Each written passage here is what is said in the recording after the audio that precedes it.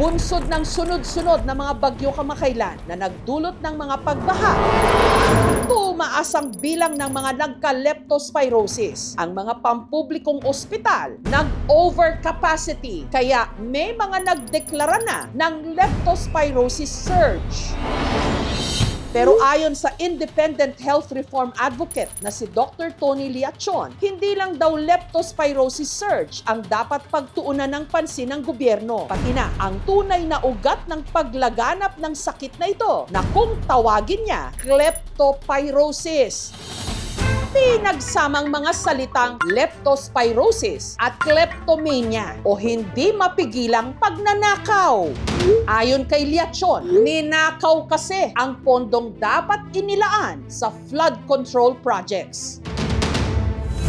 Hanggang ang Pangulo na mismo ang nainis. Sa mga nakikipagsabwatan upang kunin ang pondo ng bayan, hiya naman kayo sa inyong kapwa Pilipino. Sinundan ng hearing sa Senado. Nako, ilang project ang na-execute mo na? Marami na eh. O kanina sinabi mo hindi ka pa nakapag-umpisa eh. Paano nga ba tayo humantong sa ganito? Ang bilyones na nakalaan para masolusyonan ang taon-taon na lang nating problema sa mga baha. Nakurakot! Ilang linggo na ang nakararaan mula nung humagupit ang sunod-sunod na mga bagyo. Pero ang barangay May Sulaw sa Kalumpit, Bulacan, heto, lubog pa rin sa baha. 80% ng barangay ko nakalubog sa tubig. Dahil abot tuhod pa rin ang tubig, ang mga residente kailangang magbangka. Ang ilang mga pasilidad ng May Sulaw Elementary School hindi na mapakinabangan. Tuwing ganito po na may high tide, ito po ang level ng tubig na nakikita nyo ngayon, ito po ay tumataas pa hanggang dibdib. Ang itinuturong salarin ang palpak na flood control project sa kanilang barangay. Hindi tama yung pagkadugsong niya, kaya siguro bumitaw. Malaking bagay ito kasi kung lumalaki tubig, hindi basta-basta pumapasok rito sa amin. Kaya kung mabubuo ito, mga konting tubig nila pumasok sa amin. Sa Lucena, Quezon, ang flood control project na nagkakahalaga raw ng humigit kumulang 100 million pesos na videohan ang pagguho. Hanggang inilabas na ng Pangulo mismo ang listahan niya ng 15 pinakamalalaking contractors daw na nakakuha ng pinakamaraming flood control projects.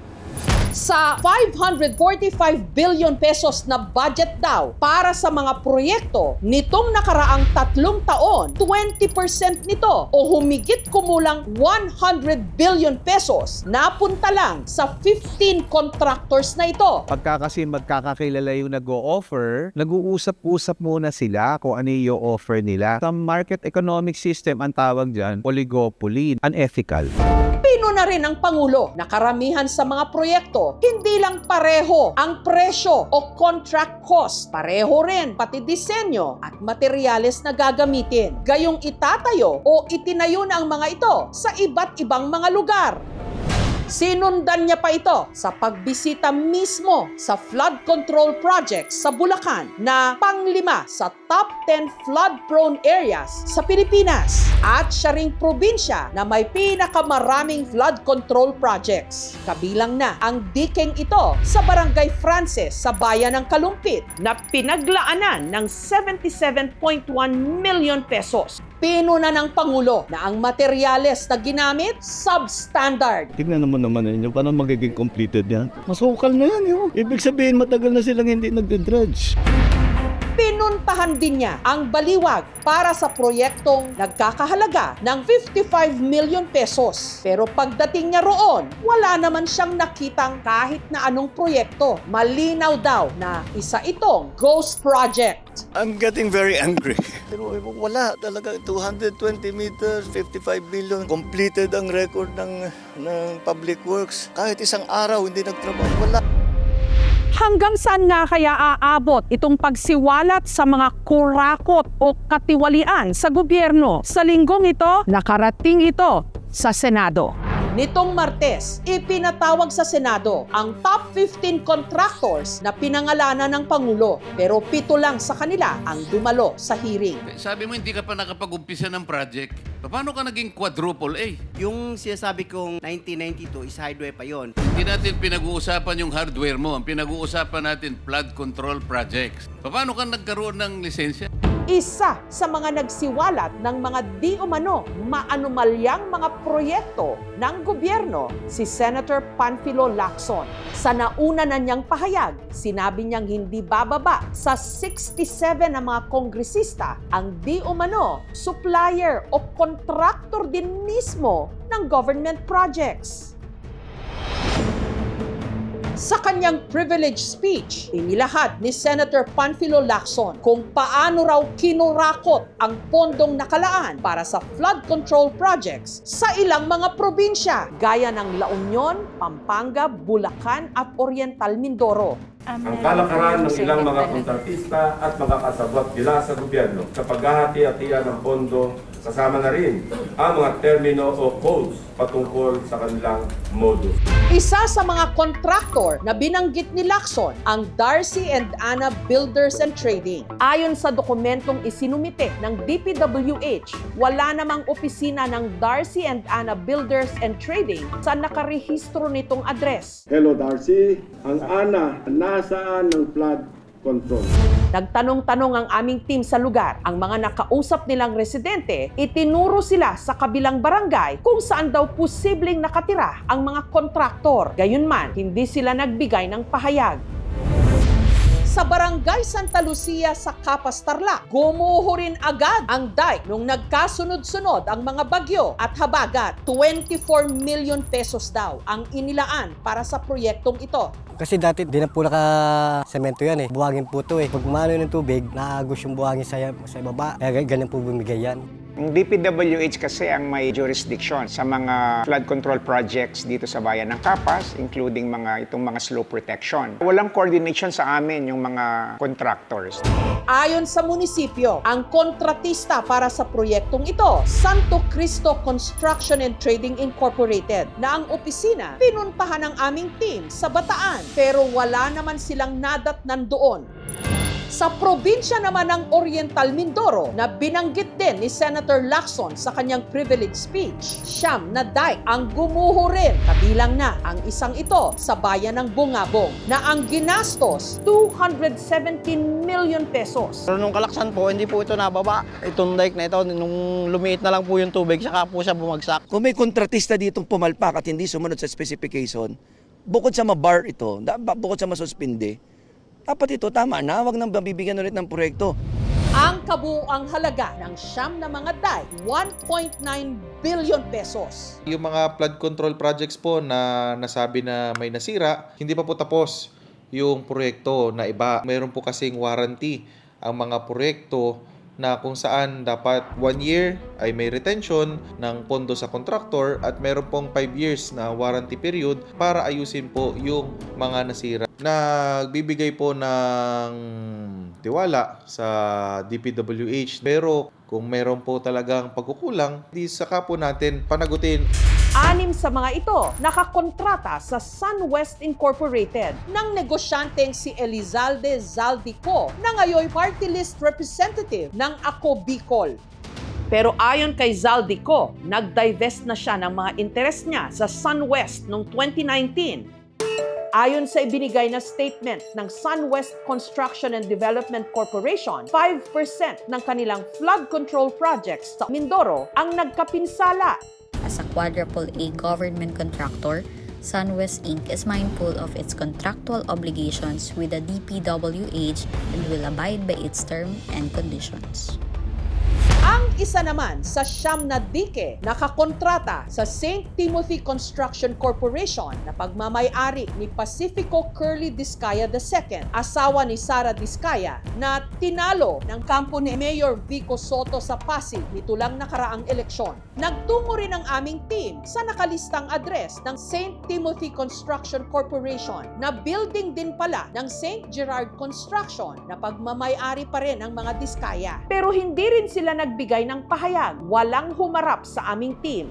Humarap sa Senate Blue Ribbon Committee si DPWH Secretary Manuel Bunoan. Sinabi niyang naniniwala siyang may mga ghost flood control projects. Who in particular informed you? There are. Well, there are people actually who can certify, Your Honor. These are the projects that we are now intensively validating. Nitong Sabado, sinabi niyang umabot ng 450 billion pesos. Suma total. Karamihan nakalaan sa flood control projects ng gobyerno ang ipinasok sa DPWH budget sa ilalim ng 2025 General Appropriations Act.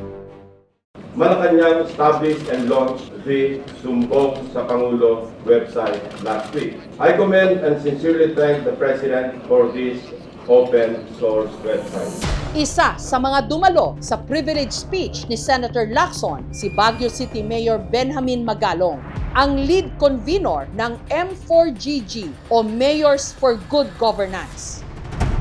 Retiradong general ng PNP si Mayor Magalong. Dati rin siyang hepe ng CIDG o ng Criminal Investigation Detection Group na siya ring inatasang nag-imbestiga sa Mamasapano Massacre taong 2015. I sacrificed my career to fight for what is right. Ganon din yung Mamasapano. I fought for what is right. Ano pa bang question ninyo sa reputasyon ko at track record ko?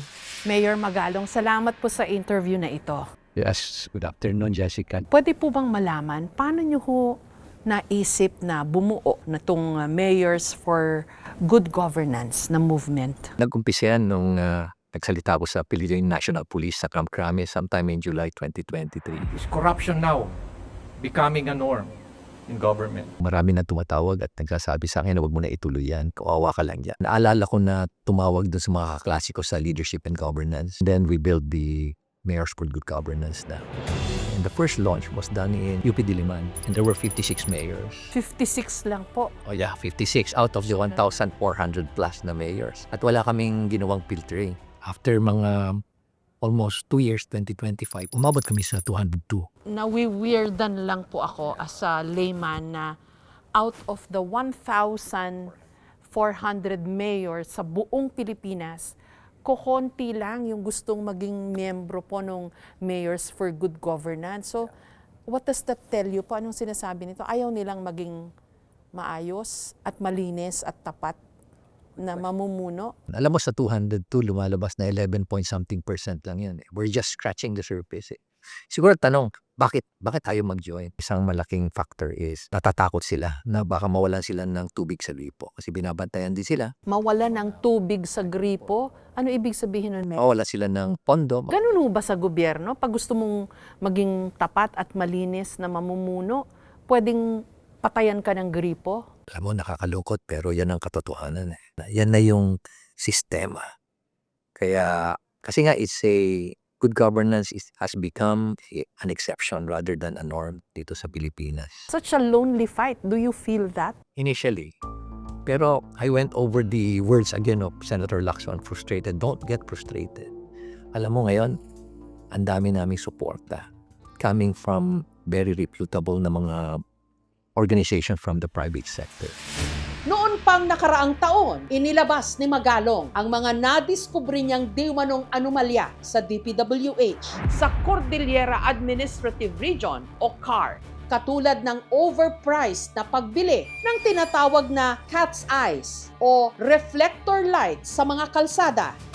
Ang aktwal na presyo ng bawat unit ng cat's eyes nasa 1,350 pesos lang. Pero ang nakalagay sa detailed unit price analysis ng DPWH, 11,720 pesos na ang presyo. Ibig sabihin, overpriced ng 10,370 pesos per unit. Kung may 100 cat's eyes sa kalsada, gagastos ang gobyerno ng mahigit 1.1 million pesos sa halagang dapat lang sana 135,000 pesos. Sa computation ni Mayor Magalong, 9.8 billion pesos ang kabuang halaga ng naibulsa para lamang sa cat's eyes. 121,330 pesos ang inilaang pondo para sa yellow barriers sa bawat isang metro ng kalsada. Pero ang aktwal na presyo lang daw nito, 20,000 pesos. Malinaw na ang kickback kada isang metro mahigit 100,000 pesos. Ang presyo ng rock netting ayon kay Mayor Magalong, 6,000 pesos kada square meter. Pero ang nakalista raw sa DPWH, 25,000 pesos noong 2023. Kaya kung susumahin sa kabuuan para sa lahat ng rock netting na binili para sa Cordillera taong 2017 hanggang 2023, 46.61 billion pesos. Sa pagtatansya ni Mayor Magalong, 28 billion pesos dito ang napunta sa kickback o tongpats. Paano nyo ho na nakita na may anomalya sa procurement po noon? Humingi ako ng data, information o kaya documents sa DPWH. Nilalaro ako, pinapaikot ako. Minsan nga nag-request na ako through the Regional Development Council to compel DPWH to provide me documents, yung mga contracts. Gana. Ang sabi sa akin ng DPWH, bigyan ka na lang namin ng link. Pinuksan namin yung link. Isang linggo na kami click ng click. Kasi wala kami makita doon. So, kinausap ko yung NEDA to conduct a study. Doon namin nabisto na ang tindi pala. Tapos nakausap ko yung isang contractor. Sabi niya, sir, pagod na kami. Kadi-deliver na pera sa kanila. Kano ba kinukuha sa iyo? 40%. So ang collusion, contractor and DPWH, ganun po ba yun? Yeah. Contractor, DPWH. Tapos, tinanong ko sa kanya, sino ba binibigyan mo? Pero di siya mga binanggit sa akin ng mga mambatas. Tanong ko sa kanya, ilan ba kayong contractor? Sir, sa grupo namin, 7 kami, pero hindi ako yung contractor. Subcontractor lang po kami. Kaya nga, sino siya main contractor? Sila rin po. Yung mga politiko rin. Sinong supplier? Sila rin po. Triple whammy na. Yung mga cat's eyes po. Nagulat din kami kasi marami nang hindi na nagpa-function, ano? Tapos nakita ko, bakit nilagyan ito? Bakit itong lugar na ito hindi nilagyan? Bakit uneven yung mga distansya? So what I did was to get in touch with a supplier na accredited din ng DPWH. Quote mo nga kami, bibili kami. Can you just imagine, di ba? 9,900 pala ang bawat piraso ang markup. So ilang millions, million pieces ang binili dito sa buong bansa. Millions and millions of pieces. Para mas marami ho sila mahukurakot. Precisely. At nakaka-insulto na, sige, lagyan na natin yan. Hindi naman nakakaintindi yung mga Pilipino dyan. Parang ganun na. Nakaka-insulto naman kayo. Inaral din daw ni Mayor Magalong kung magkano ba ang hatian ng mga nangurakot. Mayor, kayo rin po yung nagsabi na kung pie chart yung budget para sa isang proyekto ng gobyerno, 30% lang pala yung napupunta sa actual cost. For the execution. And then, average kasi lumalabas ng mga 40 to 45, di ba? Pero wala pa yung profit ng contractor. Sabi mo, nag-impose siya ng 15%, 30% na maiwan. Okay. Yun yung 30% na gagamitin niya. So ang tanong ko sa kanya, how will you be able to execute it? Diba? Paano mo ma-assure na quality yan? Sir, hindi sir. Mapipilitan kaming mag-substandard. Kaya walang bakal yung mga nakikitang proyekto. Kaya po yung simento napakanipis. Ganon din pati yung asphalt overlay, mga road opening. Kapag ito ay mag-fail sa design, maaaring sa construction, maaaring sa materyales. Especially kapag ito ay pumalya, nag-collapse, maaaring magdulot ito ng pagkasawi ng buhay ng nandoon sa isang infrastruktura na yun. Mayor, kung i-reduce lang po natin in simpler terms, sa bawat 100 piso nagagastusin para sa proyekto ng gobyerno pala, 30 pesos lang ang napunta sa construction, yung sa execution ng proyekto. 8% sa tax. So, VAT is 7% and 1% is bond. So 60% halos kinurakot po lahat yun? Ganun po katindi yung problema? Wow! Dilimpak-limpak po yung kinikita ng mga kurakot pala. Some of them are stealing 1 billion a year, more than. And if you're stealing 1 billion a year, you're stealing 2.7 million a day. Bukod sa pagsasalita, Mayor, meron pa ho ba kayong ibang konkretong hakbang na ginawa? I remember noong 2022, pumunta ako mismo sa office ni Secretary Bunuan. Dala ko na kung ganito kakapal na dokumento. Sabi ko, Secretary, ito yung mga substandard na project. Please, take out your district engineer there. Kasi ilang beses ko na siya sinabihan, wala pa rin. Hindi natanggal po.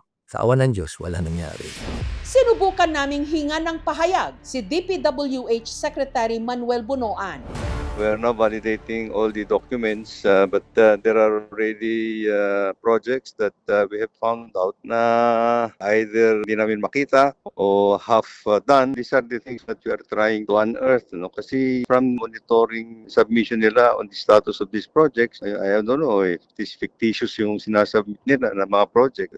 Anybody whom will find out na involved in dubious projects that were implemented that the district or regional office will have to file cases against them, including po the contractor. Una nandyan yung Anti-Graft and Corrupt Practices Act. Pwedeng maparusahan ang akusado ng 1 to 10 years plus fine. No? Dito rin yung malversation of public funds. Kapag ginamit ang pondo ng publiko sa pansariling interes, maaaring mapatawan ng parusa ang public official ng 8 to 12 years. Or minsan, aabot pa ng 40 years. Yung accountability ay mahalaga naman para sa mga tao kasi kapag hindi mananagot yung mga dapat managot, talagang pakapalan na ng mukha ang nangyayari sa gobyerno. Kayo po, you served in the police when it was still under the military. And then you come face to face dito po sa ganitong mga pangungurakot. Ano po nararamdaman nyo?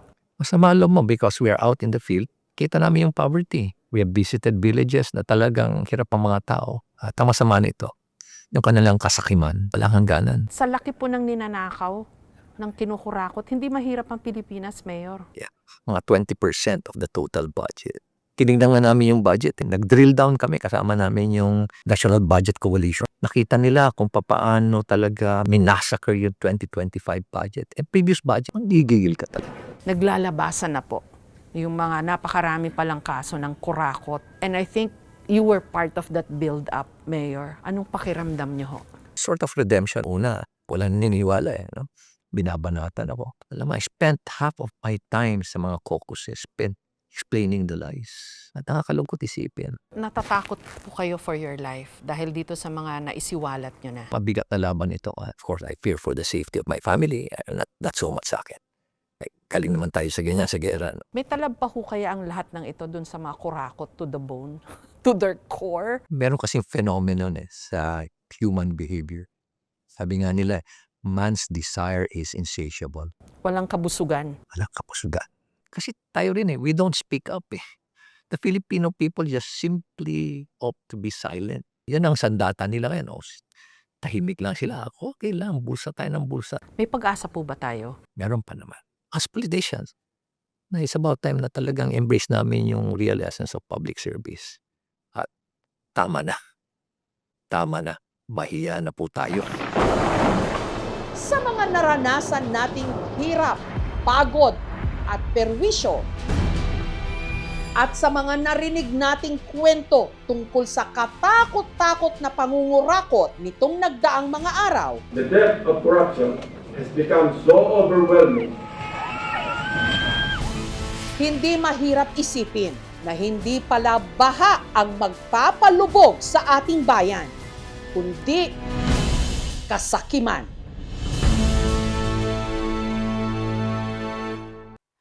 Thank you for watching, mga kapuso. Kung nagustuhan niyo po ang videong ito, subscribe na sa GMA Public Affairs YouTube channel. And don't forget to hit the bell button for our latest updates.